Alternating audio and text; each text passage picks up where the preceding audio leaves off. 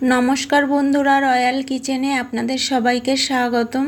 আজকে হাজির হয়েছি পারফেক্ট দোকানের মতো ছানার লালমোহন মিষ্টির রেসিপি নিয়ে। আশা করি রেসিপিটি আপনাদের খুবই ভালো লাগবে। যদি ভালো লাগে লাইক, শেয়ার, সাবস্ক্রাইব করে আমার পাশে থাকার অনুরোধ রইল। আর ভিডিওটি কেটে না দিয়ে শেষ অবধি দেখার অনুরোধ রইল। তো বন্ধুরা, এবার রেসিপিটা দেখে নেওয়া যাক। প্রথমে কিছু শুকনো উপকরণ নিয়ে নেব 2 চামচ ময়দা।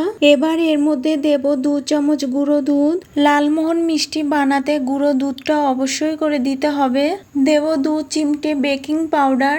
এবার এই শুকনো উপকরণগুলো ভালো করে একটু মিশিয়ে নেব। শুকনো উপকরণগুলো ভালো করে মিশিয়ে নিয়ে মাঝখানে একটু গর্ত করে দিয়েছি। এবার এর মধ্যে দেব 1 চামচ ঘি। ঘিটা দিয়ে আবারও শুকনো উপকরণগুলো ভালো করে ঘিয়ের সঙ্গে মিশিয়ে নেব।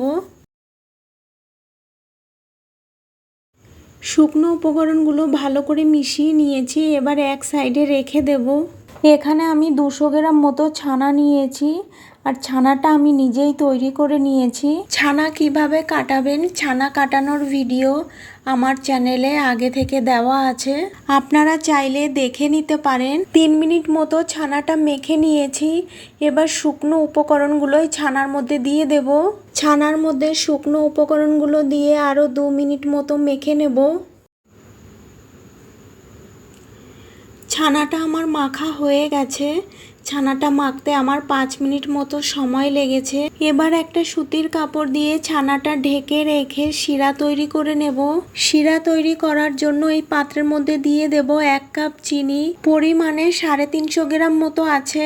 এবার চিনির কাপ মেপেই দিয়ে দেব 3 কাপ জল। এবার দেব 2টো এলাচ ফাটিয়ে নিয়েছি।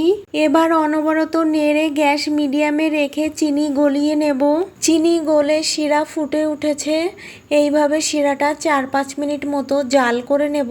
5 মিনিট মতো শিরাটা জাল করে নিয়ে গ্যাস অফ করে দিয়েছি। এবার ছানার ডো থেকে মিষ্টির শেপ দিয়ে নেব। মিষ্টির শেপ দেওয়ার আগে ছানাটা আবারও একটু মেখে নেব। এবার এই ছানার ডো থেকে অল্প একটু ডো নিয়ে নেব। মিষ্টি তো আমরা সবাই বানাতে পারি, তাই দেখানোর কিছু নেই। তবুও একটা মিষ্টি বানিয়ে দেখিয়ে দিচ্ছি। এই একইভাবে সবকটা মিষ্টির শেপ দিয়ে নেব। সবকটা মিষ্টির শেপ দেওয়া হয়ে গেছে। এবার ভাজতে চলে যাব। মিষ্টিগুলো ভাজার জন্য পরিমাণ মতো তেল দিয়ে গ্যাস লোতে করে তেলটা হালকা গরম করে নিয়েছি। এবার বানিয়ে রাখা মিষ্টির বলগুলো এক একটা করে তেলের মধ্যে দিয়ে দেব।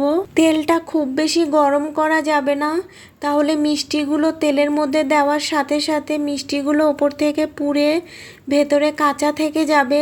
গ্যাস লোতে রেখে মিষ্টিগুলো 2 মিনিট ভেজে নিয়ে আলতো হাতে একটু নাড়িয়ে দেব। এইভাবে মিষ্টিগুলোকে অনবরত নেড়ে চারিদিকে একই কালার করে ভেজে নিতে হবে। আর এই সময় গ্যাস মিডিয়াম টু লোতে রেখেই মিষ্টিগুলোকে ভাজতে হবে। মিষ্টি কখনোই একই আছে ভাজা যায় না।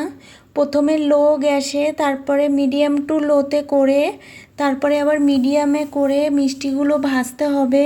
তবে হাই হিটে কখনোই মিষ্টি ভাজা যাবে না, তাহলে মিষ্টির গা পুড়ে গিয়ে ভেতরে কাঁচা থেকে যাবে। মিষ্টিগুলো লো গ্যাসে 2 মিনিট ভেজে নেওয়ার পর গ্যাস মিডিয়াম টু লোতে করে দিয়ে আরও 3 মিনিট মতো ভেজে নিয়ে তারপরে আবার গ্যাস মিডিয়ামে করে আরও 2 মিনিট ভেজে নিয়েছি। মিষ্টিগুলো ভাজতে আমার 7 মিনিট মতো সময় লেগেছে।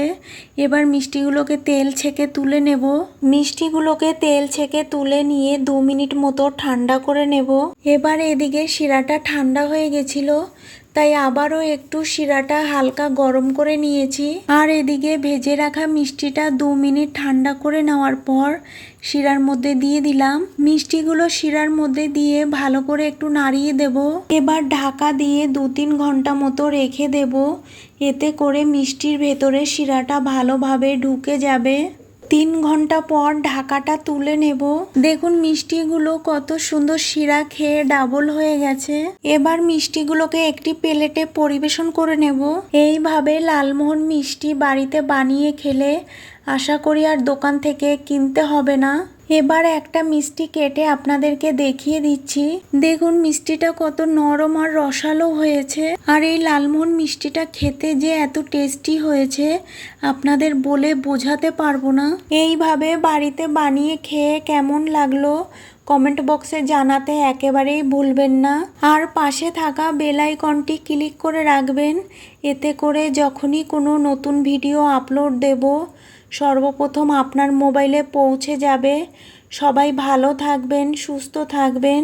আর আমার এই ভিডিওটা শেষ অবধি দেখার জন্য আপনাদেরকে অনেক অনেক ধন্যবাদ।